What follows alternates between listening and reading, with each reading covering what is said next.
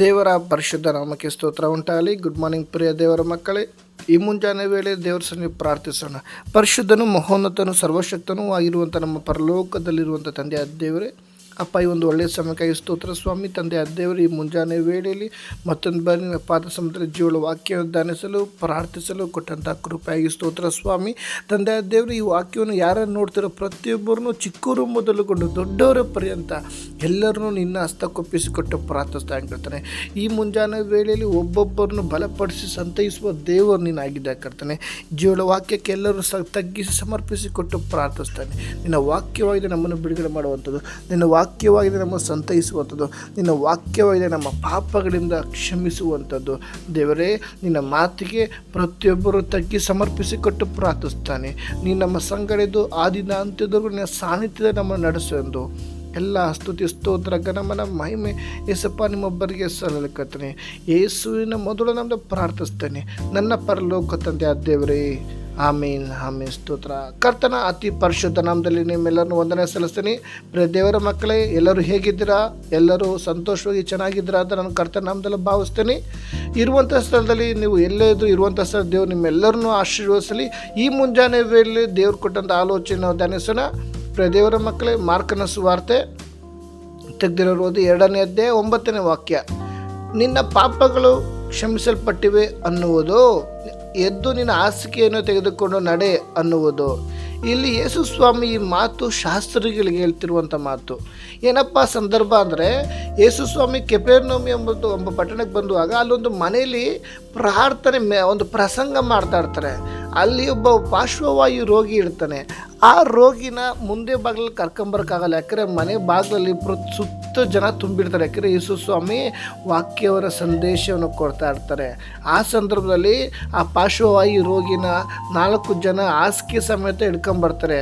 ಮುಂದೆಯಿಂದ ಬರೋಕ್ಕಾಗದೆ ಮೇಲ್ಗಡೆ ಹಂಚಿ ತೆಗ್ದು ಸೀಟಿಂದ ಏನು ಮಾಡ್ತಾರೆ, ಯೇಸು ಸ್ವಾಮಿ ಇರುವಂಥ ಸ್ಥಳದಲ್ಲಿ ಹಂಗೆ ಮೇಲಿಂದ ಹಗ್ಗ ಕಟ್ಟಿ ಕೆಳಗೆ ಇಳಿಸ್ತಾರೆ. ಆ ಸಂದರ್ಭದಲ್ಲಿ ಅವರು ಆ ಒಂದು ನಂಬಿಕೆನ ನೋಡಿ ದೇವರು ಯೇಸು ಸ್ವಾಮಿ ಒಂದು ಮಾತು ಹೇಳ್ತಾರೆ, ನಿನ್ನ ಪಾಪಗಳು ಕ್ಷಮಿಸಲ್ಪಟ್ಟಿವೆ. ಆ ಕ್ಷಣದಲ್ಲಿ ಶಾಸ್ತ್ರಿಗಳು ಕೇಳ್ತಾರೆ, ಅವನು ಇದು ಹೆಂಗೆ ಸಾಧ್ಯ, ಇದು ಯಾಕೆ ಈ ಥರ ಹೇಳ್ತಾ ಇದ್ದಾರ ಅಂತ. ಅವಾಗ ಯೇಸು ಸ್ವಾಮಿ ಹೇಳ್ತಿರುವಂಥ ಮಾತು, ನಿನ್ನ ಪಾಪಗಳು ಕ್ಷಮಿಸಲ್ಪಟ್ಟಿವೆ ಅನ್ನುವುದು ಅಥವಾ ಎದ್ದು ನಿನ್ನ ಹಾಸಿಗೆ ತೆಗೆದುಕೊಂಡು ನಡೆ ಅನ್ನೋದು ಯಾವುದು ಸುಲಭ? ಈ ಲೋಕದಿಂದ ನೋಡುವುದಾದರೆ ಎದ್ದು ನಿನ್ನ ಹಾಸಿಗೆ ತೆಗೆದುಕೊಂಡು ನಡೆ ಅನ್ನುವುದು ಸುಲಭ. ಪ್ರಿಯ ದೇವರ ಮಗುವೆ, ಯಾಕಾಗಿ ಏಸಪ್ಪ ನಿನ್ನ ಪಾಪಗಳು ಕ್ಷಮಿಸಲ್ಪಟ್ಟಿವೆ ಅಂತ ಹೇಳಿದ್ರು ಅಂದರೆ, ನಾವು ಪರಲೋಕಕ್ಕೆ ಹೋಗಬೇಕು ಅಂದರೆ ಪ್ರಿಯ ದೇವರ ಮಗುವೆ, ನಿನ್ನ ಶರೀರದಲ್ಲಿ ಯಾವುದೇ ರೋಗ ಇರ್ಬೋದು, ಯಾವುದೇ ಬಲಹೀನತೆ ಇರ್ಬೋದು, ಅದು ನಿನಗೆ ತಡೆ ಮಾಡೋದಿಲ್ಲ. ನಿನ್ನ ಆತ್ಮ ಪಾಪದಲ್ಲಿದ್ದರೆ ನೀನು ಪರಲೋಕಕ್ಕೆ ಹೋಗೋದಿಲ್ಲ. ಅದಕ್ಕಾಗಿ ಯೇಸು ಸ್ವಾಮಿ ಮೊದಲು ಹೇಳ್ತಿರೋದು ಮಾತು, ನಿನ್ನ ಪಾಪಗಳು ಕ್ಷಮಿಸಲ್ಪಟ್ಟಿವೆ. ಅವನ ಆತ್ಮದಲ್ಲಿ ಪಾಪಿಯಾಗಿದ್ದ, ಅದರಿಂದ ನಿನ್ನ ಪಾಪಗಳು ಕ್ಷಮಿಸಲ್ಪಟ್ಟಿವೆ. ಯಾಕಾಗಿ ಅಂದರೆ, ಈ ದಿನ ನಿನ್ನನ್ನು ತಂದೆಯಾದ ದೇವರು ಮನುಷ್ಯನಾಗಿ ಭೂಮಿಗೆ ಬಂದು ಶಿಲುಬೆ ಮೇಲೆ 3 ಮಳೆಯನ್ನು ಓಡಿಸಿ ನಿನಗೋಸ್ಕರ ರಕ್ತವನ್ನು ಸುರಿಸಿ ನನ್ನ ತಪ್ಪು ಪಾಪಗಳನ್ನು ಕ್ಷಮಿಸಿದ್ದಾರೆ. ಯಾಕಾಗಿ ಇಂದು ನಾನು ನೀನು ಪರಲೋಕಕ್ಕೆ ಹೋಗಲ್ಪಡಬೇಕು. ಇವತ್ತು ನಮ್ಮ ಶರೀರದಲ್ಲಿ ಯಾವುದೇ ಅನಾರೋಗ್ಯ ಇರ್ಬೋದು, ಯಾವುದೇ ಬಲಹೀನತೆ ಇರ್ಬೋದು, ಯಾವುದೇ ವೇದನೆ ಇರ್ಬೋದು, ದುಃಖ ಇರ್ಬೋದು, ಅವು ಯಾವುವು ಸಹ ನಮ್ಮ ಪರಲೋಕಕ್ಕೆ ತಡೆ ಮಾಡೋದಿಲ್ಲ. ನಿನ್ನ ಆತ್ಮದಲ್ಲಿ ಪಾಪ ಇರುವುದೇ ಆದರೆ, ನಿನ್ನ ಆತ್ಮದಲ್ಲಿ ಪಾಪ ನಿನ್ನನ್ನು ಪ್ರೇರೇಪಿಸುತ್ತಿರುವುದೇ ಆದರೆ, ನಿನ್ನ ಪಾಪ ಏನು ಮಾಡುತ್ತೆ, ಆ ಪರಲೋಕಕ್ಕೆ ಹೋಗದಂತೆ ಅದನ್ನು ತಡೆ ಮಾಡುತ್ತೆ. ಅದಕ್ಕಾಗಿ ಪ್ರಿಯ ದೇವರ ಮಗುವೆ, ನಮ್ಮನ್ನು ಶುದ್ಧಿ ಮಾಡೋದಕ್ಕೋಸ್ಕರ, ಹಲ್ಲೆಲೂಯಾ ಸ್ತೋತ್ರ, ನಮ್ಮನ್ನು ಪಾಪದಿಂದ ಬಿಡಿಸುವುದಕ್ಕೋಸ್ಕರ, ನನ್ನನ್ನು ನಿನ್ನನ್ನು ಬಿಡಿಸುವುದಕ್ಕೋಸ್ಕರ ನನ್ನ ರಕ್ಷಕನು ಯಜ್ಞದ ಕುರಿಯಾಗಿದ್ದಾನೆ. ಪ್ರಿಯ ದೇವರ ಮಗುವೆ, ಅದಕ್ಕಾಗಿ ನಿನ್ನ ಪಾಪಗಳು ಕಡು ಕೆಂಪಾಗಿದ್ದರೆ ಹಿಮದಂತೆ ಬೆಳ್ಳಗೆ ಮಾಡುತ್ತೇನೆ. ಇವತ್ತು ದೇವರ ಸನ್ನಿಧಿಯಲ್ಲಿ ಮುಂಜಾನೆ ವೇಳೆ ನಿನ್ನ ತಪ್ಪು, ನಿನ್ನ ಮನಸ್ಸು ಯಾವುದೇ ಪ್ರೇರೇಪಿಸುತ್ತಿರ್ಬೋದು, ಚಿಕ್ಕ ತಪ್ಪಿರ್ಬೋದು, ಯಾವುದೇ ತಪ್ಪಿರ್ಬೋದು, ದೇವರ ಸನ್ನಿಧಿಯಲ್ಲಿ ತಪ್ಪು ಪಾಪಗಳನ್ನು ಒಪ್ಪಿಕೊಂಡು ಆರ್ಕೆ ಮಾಡಿ ಬಿಟ್ಟು ಬಿಡುವವನಿಗೆ ಕ್ಷಮಾಪಣೆ ಉಂಟು. ಇವತ್ತು ಆ ಪಾರ್ಶ್ವವಾಯು ರೋಗಿನ ಯೇಸು ಸ್ವಾಮಿ, ನಿನ್ನ ಪಾಪಗಳು ಕ್ಷಮಿಸಲ್ಪಟ್ಟಿವೆ. ಯಾಕಂದರೆ ಅವನ ಪಾಪದಲ್ಲಿದ್ದರೆ ಅವನು ಪರಲೋಕಕ್ಕೆ ಹೋಗೋದಿಲ್ಲ. ಆದ್ದರಿಂದ ಇವತ್ತು ನಿನ್ನ ಜೀವಿತದಲ್ಲಿ ಯಾವುದಾದರೂ ಪಾಪ ನಮ್ಮ ಮನಸ್ಸು ಪ್ರೇರೇಪಿಸುತ್ತಿರುವುದೇ ಆದರೆ ಅದನ್ನು ನಾವು ದೇವರ ಸನ್ನಿಧಿಯಲ್ಲಿ ಸಮರ್ಪಿಸಿಕೊಡೋಣ.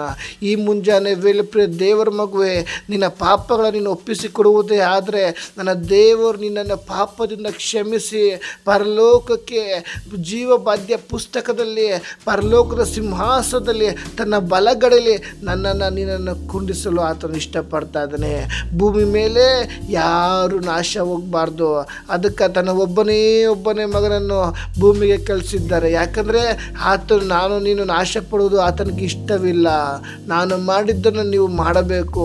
ಯಾಕಂದರೆ ತಾಯಿಯ ಗರ್ಭದಲ್ಲಿರುವಾಗಲೇ ಆತ ನಮ್ಮನ್ನು ಆರಿಸಿಕೊಂಡಿದ್ದಾನೆ.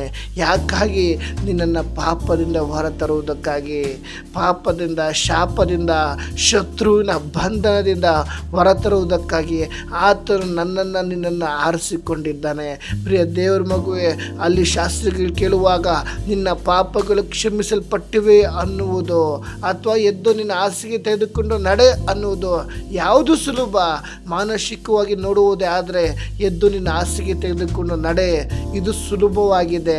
ಆದರೆ ನಾವು ಆತ್ಮಿಕವಾಗಿ ಚಿಂತಿಸಿ ನೋಡುವುದೇ ಆದರೆ ಪರಲೋಕಕ್ಕೆ ಎತ್ತಲ್ಪಡಬೇಕು ಅಂದರೆ ನಮ್ಮ ಆತ್ಮದಲ್ಲಿ ಯಾವುದಾದ್ರೂ ತಪ್ಪು ಕಂಡು ಬಂದಿದ್ದರೆ, ನೀನು ಎಷ್ಟೇ ಸಹಾಯ ಮಾಡಿರ್ಬೋದು, ಎಷ್ಟೇ ಜನಕ್ಕೆ ಉಪಯೋಗ ಮಾಡಿರ್ಬೋದು, ನಿನ್ನ ಆತ್ಮ ಪಾಪದಲ್ಲಿದ್ದರೆ ಅದು ನಿನ್ನ ಪರಲೋಕಕ್ಕೆ ಹೋಗುವಂಥ ಮಾರ್ಗದಲ್ಲಿರುವಂಥ ಆ ಮಾರ್ಗವನ್ನು ತಡೆ ಮಾಡುವಂಥದ್ದಾಗಿದೆ. ಆದ್ದರಿಂದ ಈ ಮುಂಜಾನೆ ವೇಳೆಯಲ್ಲಿ ನನ್ನ ದೇವರು ಪಾಪವನ್ನು ಕ್ಷಮಿಸುವ ಆತನಾಗಿದ್ದಾನೆ. ನೀವತ್ತು ಈ ಒಂದು ಮುಂಜಾನೆ ವೇಳೆ ಪ್ರಿಯ ದೇವರ ಮಗುವೆ, ನಿಮ್ಮ ಮನಸ್ಸಿನಲ್ಲಿ ಯಾವುದಾದ್ರು ಸಣ್ಣ ಸಣ್ಣ ತಪ್ಪು ಪ್ರೇರೇಪಿಸುವುದಾದರೆ ನಾವು ಒಪ್ಪಿಸಿಕೊಳ್ಳೋಣ. ಆತನು ನಿನ್ನ ಪ್ರತಿಯೊಂದು ತಪ್ಪು ಪಾಪಗಳನ್ನು ಕ್ಷಮಿಸುವ ದೇವರಾಗಿದ್ದಾನೆ. ಆತನೇ ನನ್ನ ಕರ್ತನಾದ ಯೇಸು ಕ್ರಿಸ್ತನಾಗಿದ್ದಾನೆ. ಅದಕ್ಕಾಗಿ ಈ ಒಂದು ವಾಕ್ಯದ ಮುಖಾಂತರ ದೇವರು ನಿಮ್ಮೆಲ್ಲರನ್ನು ಆಶೀರ್ವದಿಸಲಿ. ಆಮೇನ್.